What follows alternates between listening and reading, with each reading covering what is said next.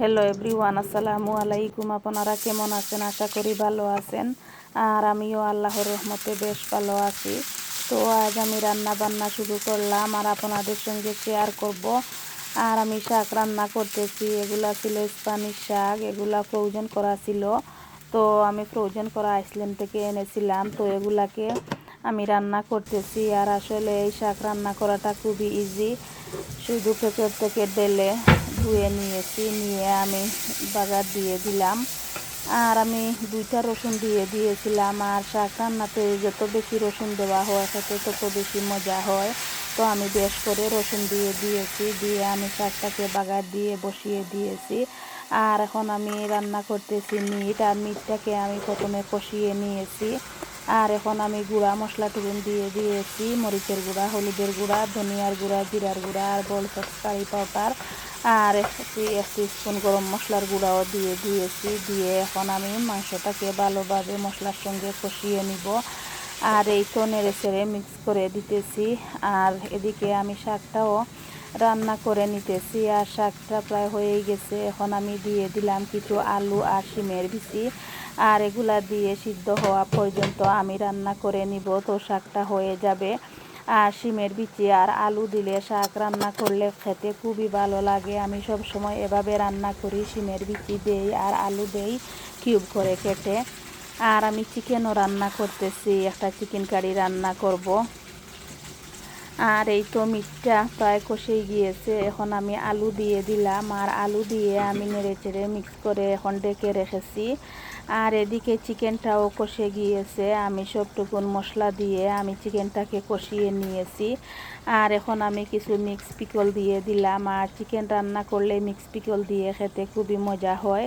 আমার ছেলে তো খুবই বেশি পছন্দ করে এভাবে চিকেনটা রান্না করলে। তো আমি মাঝে মাঝে এভাবে রান্না করি, আমার কাছেও খেতে ভালো লাগে।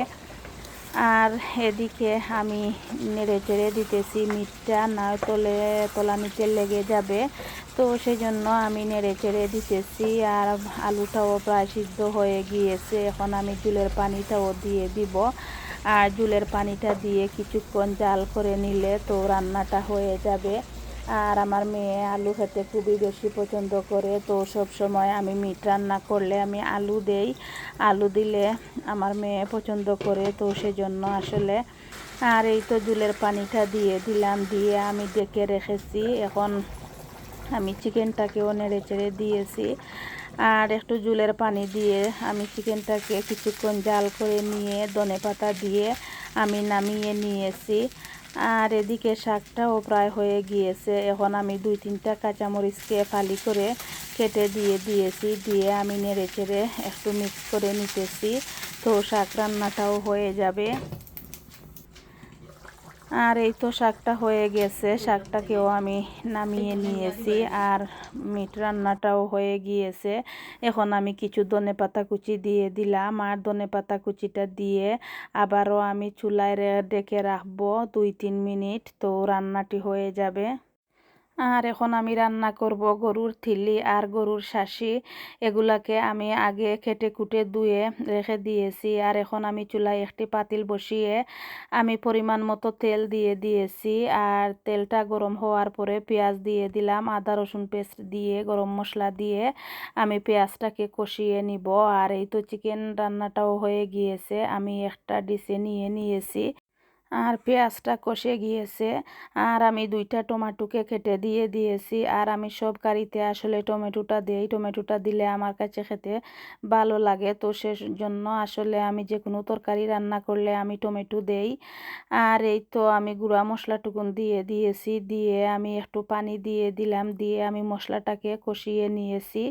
আর এখন আমি দিয়ে দিলাম গরুর থিলি আর গরুর শাঁসি। এগুলাকে আমি কেটে কুটে ধুয়ে রেখেছিলাম, তো দিয়ে দিলাম। দিয়ে এখন আমি ভালোভাবে কষিয়ে নিব। আর এই তো আমি জুলের পানিটাও দিয়ে দিতেছি, দিয়ে আমি জাল করে নিব কিছুক্ষণ। তো রান্নাটি হয়ে যাবে।